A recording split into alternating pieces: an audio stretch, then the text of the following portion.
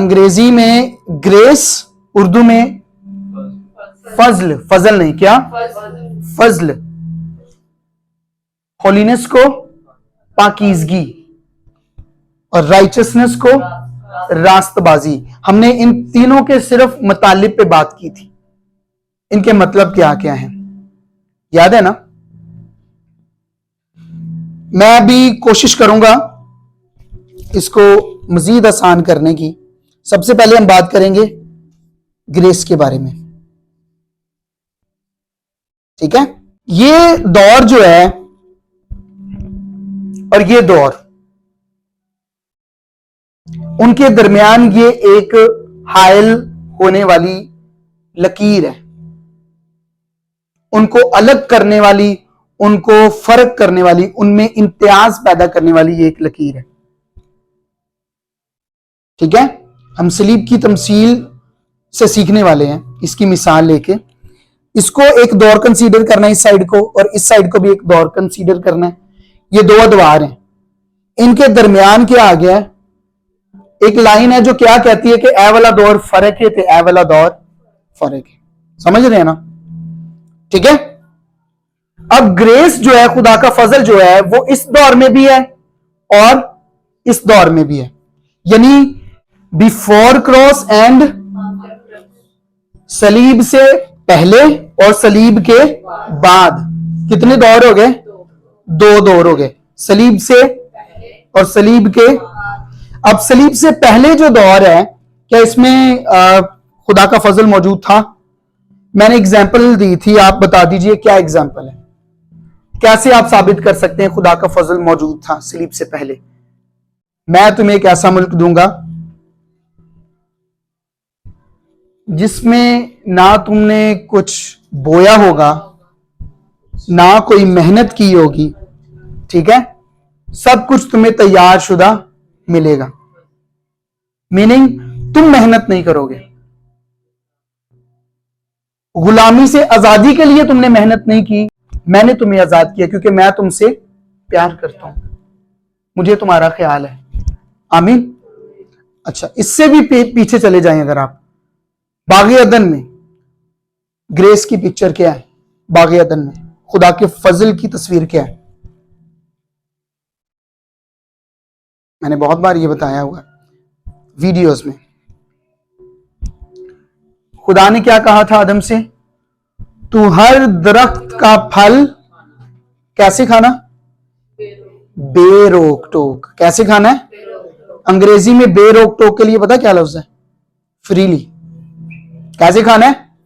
और मैंने आपको बताया ग्रेस जब आपने याद करना है तो कौन सी चीज आपके जहन में आनी चाहिए? तस्वीर किसकी आनी चाहिए? गिफ्ट की, तोहफे की। याद आया? अब तोहफे के लिए कौन कीमत अदा करता है? जिसने तोहफा पेश करना हो, देना हो किसी को। लेकिन जो रिसीवर होता है, जिसने तोहफा हासिल करना होता है, वो कोई कीमत अदा करता है। उसके लिए तोहफा क्या है? फ्री। क्या है? फ्री है। ऐसे ही है ना। तो खुदा ने क्या कहा आदम से कि तू कैसे खाना बाग़े अदन में से, हर दरख्त में से फ्री। कैसे खाना है जी? सो वर्ड बेरोक टोक, वर्ड फ्रीली, ये पेश करता है खुदा के फजल को कि तूने इसके लिए कोई मेरे लिए काम नहीं करना, कि तू सुबह तो लेके शाम तक पौधों गोडी करनी है या बागबानी करनी है या इंज करना है या उंज करना है, फिर तू हर दरख्त का फल खा सकना है, या फिर तू इंदा खा सकना है जितना तू घट मेहनत की फिर ए दरख्तों का फल नहीं तेन मिलना क्योंकि यह बहुत ही मजेदार है। ऐसा नहीं था। You can eat freely. कैसे?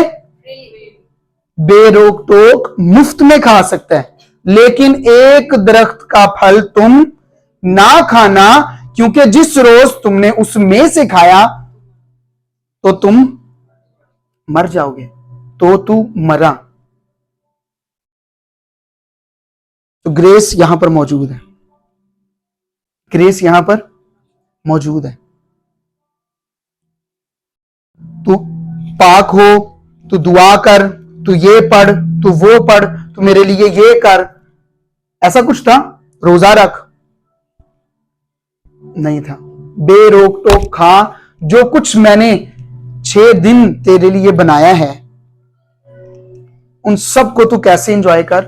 फ्रीली, मुफ्त में। हालेलुया। अब सुने, खुदा की तरफ से आपको और मुझे जो भी चीज मिलती है वो बिल्कुल फ्री मिलती है। बिल्कुल बिल्कुल बिल्कुल ही फ्री मिलती है। और दुनिया में कोई चीज आपको बिल्कुल फ्री मिलती है वो बिल्कुल फ्री नहीं होती, वो बिल्कुल मुफ्त नहीं होती। उसके पीछे कहीं ना कहीं उस कंपनी का, उस इदारे का, उस ऑर्गेनाइजेशन का, उस शख्स का कोई फायदा होता है। गो के वो बता रहे हैं आपको कि ये मुफ्त है, लेकिन वो मुफ्त, या तो वो अपनी मशहूरी कर रहे हैं, ठीक है, या फिर हिडन चार्जेस हैं। कोई ना कोई उसका लालच या उसका फायदा होता है। खुदा का क्या लालच है, क्या फायदा है? खुदा खुदा था, उसको क्या जरूरत थी इंसान बनाने की? क्या जरूरत थी अपनी जिंदगी उससे बांटने की, उसे देने की? सो ये ग्रेस की पिक्चर है। एक और चीज जो आपके जहन में आनी चाहिए तोहफे से हट के, गैर मशरूत मोहब्बत। जब आप लफ्ज फजल सुनते हैं, गैर मशरूत, अनकंडीशनल लव, कोई शर्त नहीं है। तू मेरे लिए ये करना, फिर मैं तेरे लिए ये करूंगा। अगर तूने मेरे लिए ये नहीं किया तो मैं भी तेरे लिए ये नहीं। ये खुदा की मोहब्बत नहीं है, ये शरीयत है, ये लॉ है, मूसवी शरीयत। ये खुदा की मोहब्बत नहीं है। बात समझ आ रही है? तो सलीब से पहले खुदा का फजल मौजूद था। आमीन। वो जो कातिल था अपने भाई का, काइन, याद है ना, उसने कत्ल कर दिया था। तो गुनाह की मजदूरी क्या है? लेकिन वहां पर एक कातिल ने जब खुदा से रहम की अपील की, मिन्नत की कि मुझे माफ कर दे, तो बाइबल में लिखा है कि कोई तुझे, खुदा काइन के साथ वादा करता है कि कोई तुझे ना मारने पाएगा, कोई तुझे। खुदा उसकी हिफाजत की जिम्मेदारी ले रहे हैं। किसकी? कातिल की, जिसने अपने भाई को क्या किया? क्या किया? कत्ल। चोरी नहीं की, छोटी बात नहीं है ये। खुदा उसको उसकी जिम्मेदारी ले रहा है, या उसको सिक्योर करने के लिए उससे कह रहा है कि कोई तुझे मारने ना पाएगा, मैं तेरे साथ हूं। खुदा ने उसे एक निशान दिया ताकि जो कोई उस निशान को देखे काइन को मारे ना। आप समझ रहे हैं क्या मतलब है इसका? खुदा क्या कर रहा है और क्या जाहिर कर रहा है? अपना फजल। काइन डिजर्व करता था कि खुदा उसकी हिफाजत करे, इस काबिल था। वो तो कातिल था, फिर भी खुदा उसकी क्या कर रहे हैं? हिफाजत कर रहे हैं। क्योंकि खुदा जानता था कि उस कत्ल के पीछे कौन था? इब्लीस। ठीक है, तो खुदा ने उसकी क्या की? हिफाजत की, जब उसने खुदा से रहम की, फजल की अपील की। आमीन। ये भी ग्रेस की पिक्चर है, ये भी फजल है। ठीक है, नूह का दौर, तरतीब से ला रहा हूं। नूह का दौर आता है, सारी दुनिया जो है वो पानी के साथ तबाह हो गई। एक खानदान बचा लिया गया। क्यों बचा लिया गया? क्योंकि खुदा दुनिया से प्यार करता है। गुनाह ने और शैतान ने पूरी दुनिया को अपने घेरे में ले लिया था। खुदा ने एक फैमिली को, एक खानदान को प्रिजर्व किया, नूह के खानदान को और नूह को। क्यों? क्योंकि खुदा चाहता था कि ये सारी दुनिया ऐसे ही ना खत्म हो जाए, क्योंकि मैंने बड़ी मोहब्बत से इस दुनिया को बनाया, इंसान को बनाया। तो खुदा ने उस खानदान को बचाया ताकि उस खानदान के जरिए आगे फिर दुनिया को बनाए, नस्ल कशी का काम हो और फिर दुनिया बढ़े। उस खानदान को बचाया उसने। ये क्या है? उसका फजल। वहां पर भी लोग खुदा को गुस्से वाला खुदा देखते हैं, बागी अदन में भी लोग खुदा को गुस्से वाला खुदा देखते हैं, उन्हें जी बाग चुकाड़ देता है। ऐसी कोई कहानी नहीं है। वो अपने गुनाह की वजह से बागी अदन से निकले थे, खुदा ने नहीं निकाला था। ठीक है, बागी अदन से मुराद मैं बात कर रहा हूं खुदा की हुजूरी से। ठीक है, वो अपने गुनाह की वजह से, अपने फैसले की वजह से खुदा की हुजूरी से बाहर आए थे। खुदा ने उन्हें नहीं निकाला था। Got it? खुदा वहां पर भी फजल वाला है, उसके बाद काइन के साथ भी फजल वाला खुदा है। उसके बाद नूह के दौर में जब खुदा बचाना चाहता था, पता है कितने साल उसने मनादी की है नूह ने। कश्ती जब बना रहा था तो वो क्या कर रहा था, साथ साथ मनादी कर रहा है, तूफान आने वाला है, तो तौबा कर लो, खुदा को कबूल कर लो, तौबा कर लो। लोग मजाक बनाते थे उसका, सीरियस नहीं लेंदे सी उन्होंने। अब पागल हो गए, कश्ती बना रहे, कहता सारी दुनिया ने डूब जाना, तौबा कर लो, हंसते थे लोग। खुदा उनको भी बचाना चाहता था, लेकिन उन्होंने खुदा को इजाजत नहीं दी। क्या नहीं दी? कि खुदा उनको बचाता। किसने इजाजत दी? नूह ने और उसके खानदान ने। बात को समझ पा रहे हैं ना? खुदा जबरदस्ती नहीं कहता नहीं नहीं तेन प्रोटेक्शन की जरूरत है, तू इधर आई है, मैं तेन बचाना वा। ना ना ना, खुदा आपकी मर्जी के साथ आपकी जिंदगी में काम करता है, क्योंकि ये बदरू का काम है जो आपकी मर्जी के खिलाफ आपकी जिंदगी में काम करे। पाकरू का काम ये नहीं है, खुदा का काम ये नहीं है। अगर खुदा भी बदरू की तरह काम करे तो कोई फर्क नहीं है। वो जबरदस्ती जबरदस्ती जबरदस्ती नहीं करता। आमीन। जिदों तक तू देग नहीं देगा, तू मन्नत मन्नी सी, तू नहीं दी ना, तेरी उन्हें आशा चली हो। हाँ, मतलब खुदा आपको ब्लैकमेल कर रहा है आपकी ही दी गई एक स्टेटमेंट की बुनियाद पर। तू इंज क्या सी, तू नहीं किता हूं, तेरी शाह चली जाएगी। ग्रेस फजल है ओल्ड टेस्टमेंट में। चंद एक एग्जांपल्स आपको दे रहा हूं just to have an idea कि सलीब से पहले क्या था। फजल मौजूद था, कसरत से मौजूद था, ठीक है, लेकिन उसके साथ साथ शरीयत भी चलती आ रही है। शरीयत में हम फिर बात करेंगे। सो फजल का क्या मतलब है? ऐसी मेहरबानी जिसके मैं लायक नहीं हूं फिर भी मुझ पर हो जाए, ये खुदा का फजल है। ऐसी कोई चीज जिसके मैं लायक नहीं हूं फिर भी मुझे मिल जाए, ये खुदा का फजल है। आमीन। काइन इस लायक नहीं था कि उसकी हिफाजत की जाए, फिर भी खुदा ने कहा कोई नहीं तुझे मारेगा, मैं तुझे एक निशान देता हूं, मैं तेरी हिफाजत करता हूं। तो ये क्या है? फजल है।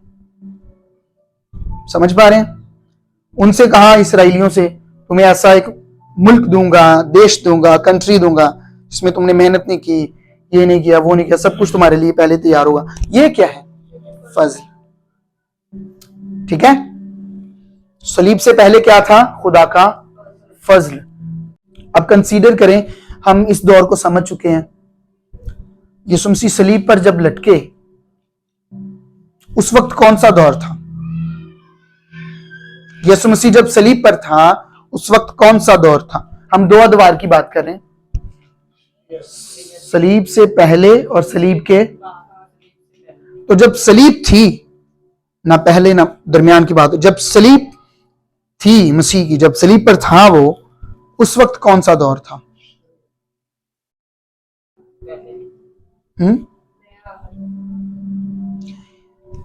यहीं पर, हाँ ये चीज मैं समझाना, ये ओटी लिख रहा हूं, इसको आपने ओल्ड टेस्टमेंट समझना है। ये एंटी लिख रहा हूं और ये गलत लिख रहा हूं मैं, मतलब साइडों पे लिख रहा हूं। इस दौर में इसको लिख दिया, इस दौर में ये मैं गलत लिख रहा हूं, फिर भी समझाने के लिए। सलीब पर जब यीशु मसीह थे उस वक्त ओल्ड टेस्टमेंट जब सलीब पर मरे, ओल्ड टेस्टमेंट यहां पर पूरा हुआ, खत्म हुआ। ओल्ड टेस्टमेंट से मुराद वो तहरीरी किताबें नहीं, वो अहद जो मूसा के साथ बांधा गया था, जिसे हम क्या कहते हैं? शरीयत। शरीयत सलीब पर यीशु मसीह की मौत के साथ क्या हुई? पूरी हुई और खत्म हुई। क्लियर? और यीशु मसीह की मौत पर ही, यानी सलीब पर ही नए अहद का आगाज हुआ। नए अहद का, जो किसके खून से बांधा गया है? यीशु के खून से। जो पुराना अहद था वो किसके खून से बांधा गया था? बैल, बकरों, बछड़ों की तो पुराना अहद किनके खून से बांधा गया था? और नया अहद खुदा के इकलौते बेटे यीशु के खून से बांधा गया। तो पुराना अहद यानी शरीयत कहां खत्म हुई? सलीब पर। नया अहद यानी फजल एज कवेनेंट कहां से स्टार्ट होता है? सलीब पर। उसकी मौत से ही एक अहद खत्म होता है और उसकी मौत से ही एक अहद शुरू होता है। ये लॉ क्या है? ये करोगे मैं तुम्हारे लिए, ये नहीं करोगे तो मैं तुम्हारे लिए। अब यहां पर लॉ ऑफ क्राइस्ट अगर मैं लिख दूं तो उससे मुराद क्या है? तुमने ये किया है या नहीं किया, मैं तुम्हारे लिए ये कर चुका हूं। ठीक है, मैं तुमसे मोहब्बत करता था, करता हूं, करता रहूंगा। ये लॉ ऑफ क्राइस्ट है। आमीन। मैंने तुम्हारे लिए गुनाहों की माफी मुहैया कर दी है, तुमने हासिल की, वेल एंड गुड। अगर नहीं की तुम्हारी मर्जी। ये लॉ ऑफ क्राइस्ट है। मैं फोर्स नहीं करूंगा, मैंने तुम्हारे लिए अपनी मोहब्बत का इजहार कर दिया है और सब कुछ फराहम कर दिया है। समझ आ रही है बात की? ग्रेस।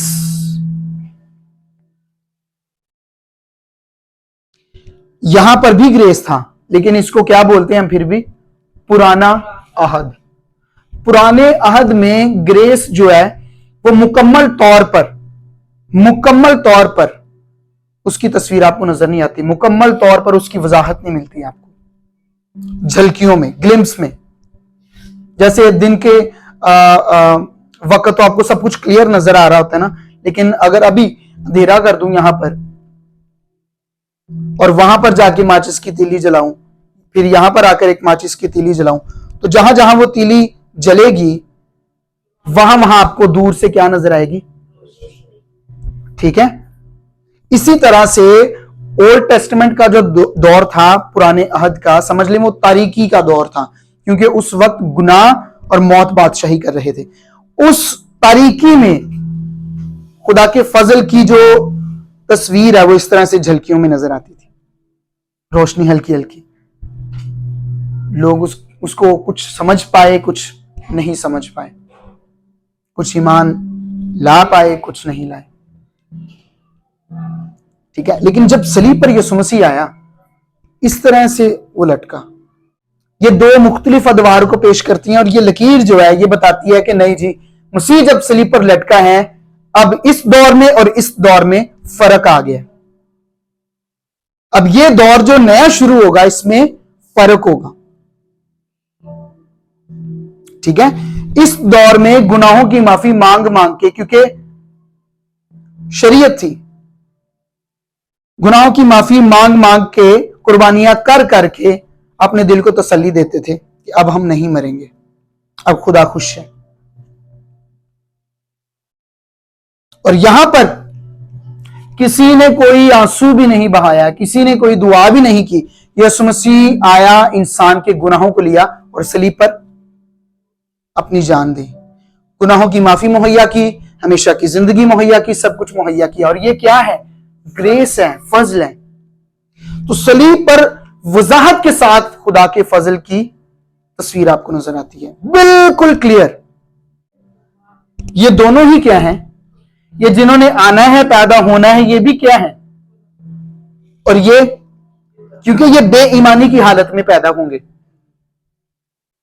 और ये आदम के गुनाह के बाद बेईमानी की हालत में पैदा हुए थे, लेकिन इनमें से कुछ ईमान लाए, उनका ईमान क्या गिना गया? रास्तबाजी, जिस पे हम बात करेंगे आने वाले दिनों में। ठीक है, सो ये भी गुनाहगार लोग होंगे जो अभी आने हैं, क्योंकि हम किस दौर में खड़े हैं अभी फिलवक्त?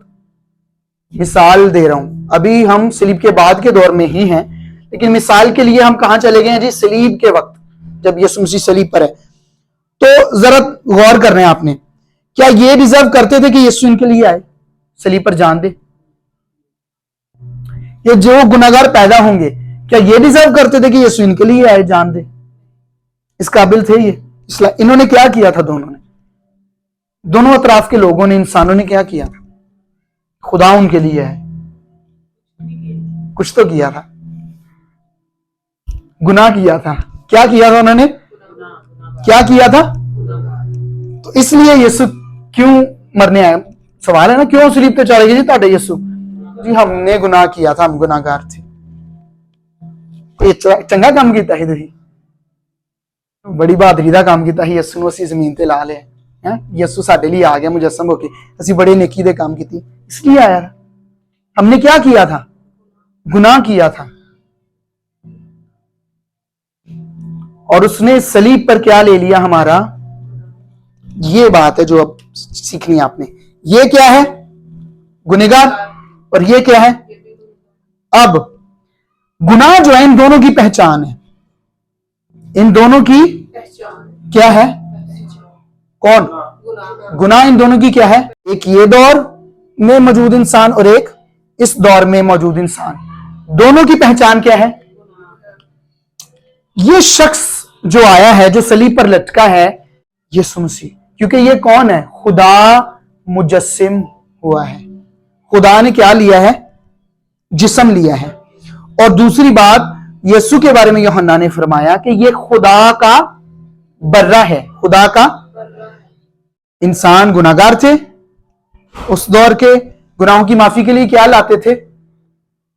बैल, बकरे, बछड़े, कुछ कबूतर। गुनाह पर डिपेंड करता था किस किस्म का गुनाह है, उस किस्म की कुर्बानी। 5 तरह की कुर्बानियां थी पुराने अहद में। कितनी किस्म की? और ये जो एक है उन 5 को कवर करती है, उनसे बड़ी कुर्बानी है। आमीन। वो 5 कुर्बानियां भी फिर भी गुनाहों को मुकम्मल तौर पे खत्म नहीं कर सकी। ये एक ही कुर्बानी सारी दुनिया के गुनाहों को खत्म कर गई, उनकी कीमत अदा कर गई। हालेलुया। सो ये सिन और ये सिन, यानी सिन इनकी पहचान है, गुनाह इनकी, दोनों अदवार के लोगों की, इंसानों की।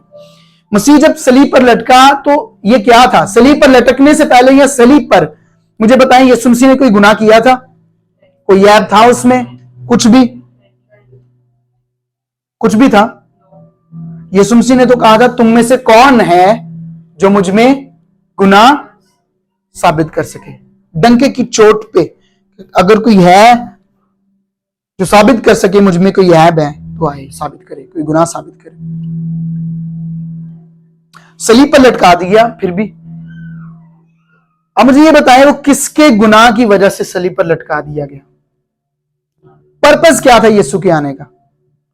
गुनाहगारों को इब्ने आदम इसलिए आया कि खोए हुओं को ढूंढे और निजात दे। आमीन। तो इसका नाम यीशु रखना, क्योंकि ये अपने लोगों को उनके गुनाहों से, आमीन।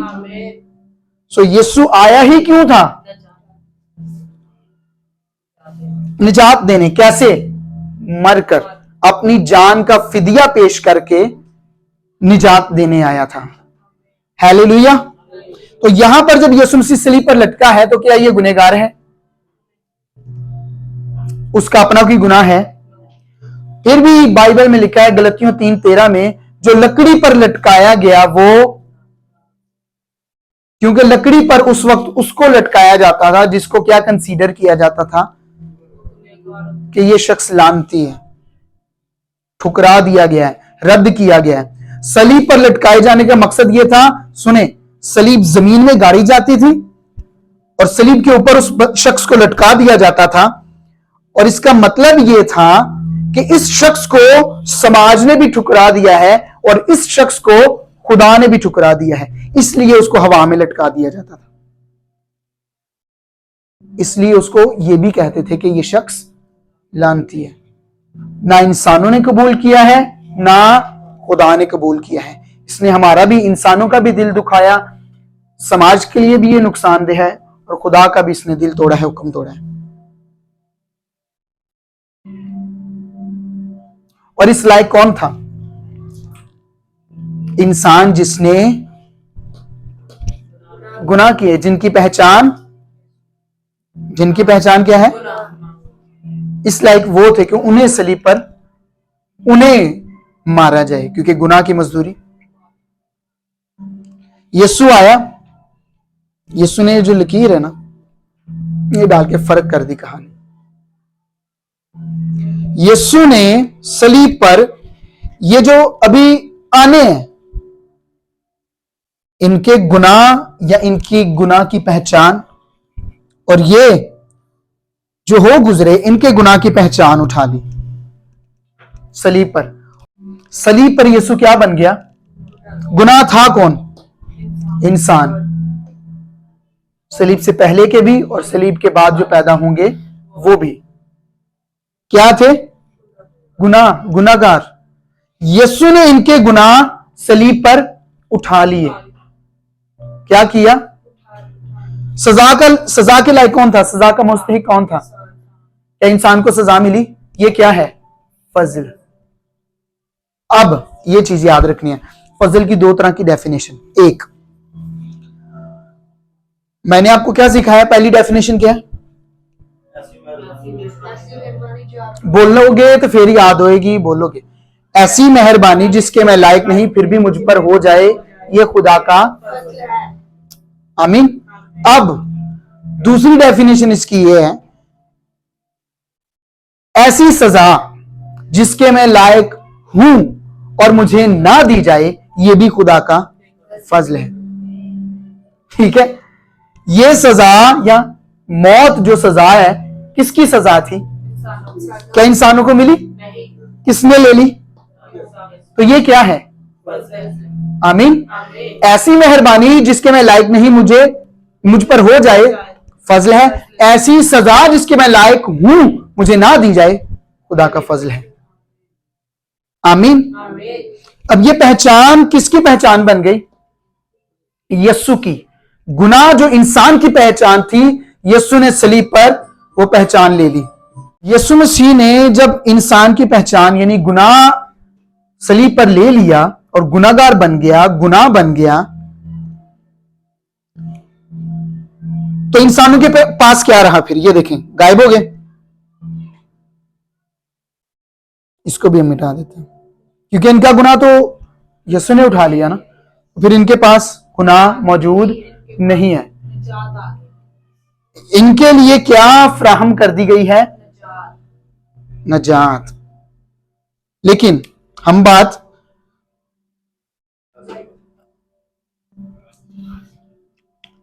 यहां पर रास्तबाजी की कर रहे हैं। ठीक है। मेरे ख्याल से दूसरा कुरिन्थियों 5:21 पढ़ दो जरा, ये डायग्राम आपको समझ आ जाएगी। जो गुनाह से वाकिफ ना था, जो गुनाह से वाकिफ, यीशु गुनाह से वाकिफ जी, उसी को उसने हमारे वास्ते गुनाह ठहराया। स्टॉप। उसी को उसने हमारे वास्ते गुनाह, किसने यीशु को हमारे वास्ते गुनाह ठहराया? खुदा ने। खुदा ने यीशु को जो गुनाह से वाकिफ ना था हमारे वास्ते क्या ठहरा दिया? अपने बेटे को उसने सलीब पर क्या ठहरा दिया? जी, गुनाह ठहरा दिया, ताकि हम उसमें होकर खुदा की रास्तबाजी, ताकि उसमें होकर, किसमें? मसीह में। किसमें? मसीह में। हम किसमें होकर? मसीह में होकर खुदा की रास्तबाजी हो जाए। खुदा की क्या हो जाए? समझ आ रही है बात की कि नहीं? समझाता हूं। देखें, ये सिन जो मैंने यहां पर लिखा है ना, ये सच्चाई है जो यीशु मसीह ने जाहिर की है कि मैंने तुम्हारा गुनाह अपने ऊपर ले लिया। अब इस सच्चाई पर जो बंदा ईमान लाएगा कि मेरा गुनाह यीशु ने उठा लिया है, मेरा गुनाह और खून बहाया है, मर गया, दफन हुआ है, जी उठा है, मेरे लिए हमेशा की जिंदगी और माफी को मुहैया कर दिया है, मैं ही मान लाता हूं उसने ये सब कुछ मेरे लिए किया है, वो खुदा की रास्तबाजी बन जाएगा। किसकी रास्तबाजी बन जाएगा? यानी आप और मैं मसीह पर अगर ईमान लाए हैं, हम किसकी रास्तबाजी हैं? किसकी रास्तबाजी हैं? अगर कोई शख्स आपको कह रहा है कि तू गुनहगार है, तू अंज किता है, तो वो किसकी रास्तबाजी पर उंगली उठा रहे? Can you imagine? अगर आप कह रहे कि मैं अंज किता, मैं हो गया, मैं गुनहगार, मैं पापी, मैं फलाना पादरी इंज, फलाना बंदा इंज, ओदा चर्च मेंबर वो है, जो ये लोग जो मसीह पर ईमान ला रहे हैं, आप जानते नहीं है कि वो खुदा की रास्तबाजी हैं, बावजूद इसके कि उनके जो रवैये हैं वो दुरुस्त नहीं है। उनको दुरुस्ती की जरूरत है। There is a problem. एक प्रॉब्लम है जिसको आइडेंटिफाई करने की और सोल्व करने की जरूरत है। लेकिन इसका मतलब ये नहीं कि वो खुदा की रास्तबाजी नहीं है। इसका मतलब ये नहीं है कि मैं खुदा की रास्तबाजी नहीं हूं। खुदा की रास्तबाजी बदल सकती है, खुदा की रास्तबाजी कम हो सकती है, खुदा की रास्तबाजी नाराजगी में बदल सकती है। नहीं हो सकता ये भाई। इसलिए मेरी निजात भी खत्म नहीं हो सकती, क्योंकि मैं किसकी रास्तबाजी बन चुका हूं। यह फजल है। मैंने कुछ भी नहीं किया और उसने मुझे हमेशा के लिए बचा लिया। हालेलुया। सलीब पर हुआ क्या, जैसे ही यीशु ने गुनाह उठा लिए, उसने हमारे लिए मुहैया कर दी रास्तबाजी। क्या मुहैया कर दी? अब जो शख्स, लिखा है ना कि ताकि हम मसीह यीशु में होकर खुदा की रास्तबाजी हो जाए, जो हवाला पड़ा है। मसीह यीशु में होकर से मुराद है जो मसीह पर ईमान लाएगा, जो मसीह पर, वो मसीह यीशु में होकर किसकी रास्तबाजी बन जाएगा? खुदा की। किसकी मानिंद रास्तबाज हो जाएगा, क्योंकि उसके पास किसकी रास्तबाजी आ जाएगी? खुदा की। और वो किसकी रास्तबाजी बन जाएगा? खुदा की। वाह। सो जब यीशु ने गुनाह उठाया, रास्तबाजी मुहैया कर दी। अब जितने लोग उस पर ईमान लाएंगे, यीशु ने उन्हें हक बख्शा है कि वो खुदा के फर्जंद कहलाएं। आमीन। यूहन्ना की इंजील 1 बाब गालिबन 12-13 आयात। गुनाह इधर, और यीशु के पास जो रास्तबाजी थी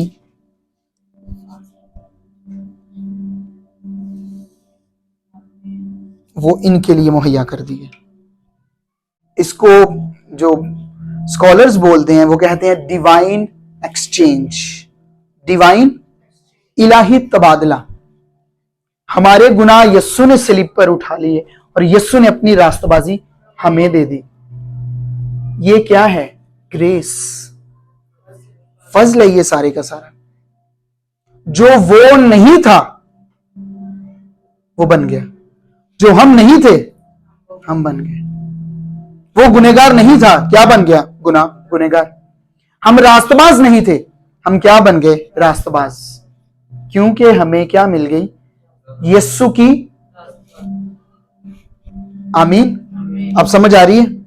आसान हो रहा है कि नहीं? फजल आपके लिए समझना। जिसके मैं लायक नहीं वो मुझे मिल जाए, और जिसके मैं लायक हूं वो मुझे ना मिले, ये फजल है। यानी मेहरबानी जिसके मैं लायक नहीं मुझे मिल जाए, और सजा जिसके मैं लायक हूं मुझे ना मिले, फजल है।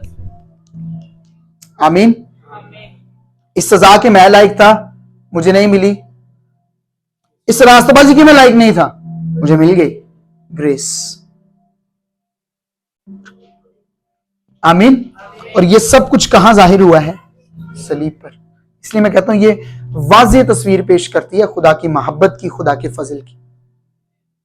ठीक है, अगली इबादत में हम इसको ही थोड़ा सा रिव्यू कर लेंगे, उसके बाद हम होलीनेस पर बात करेंगे।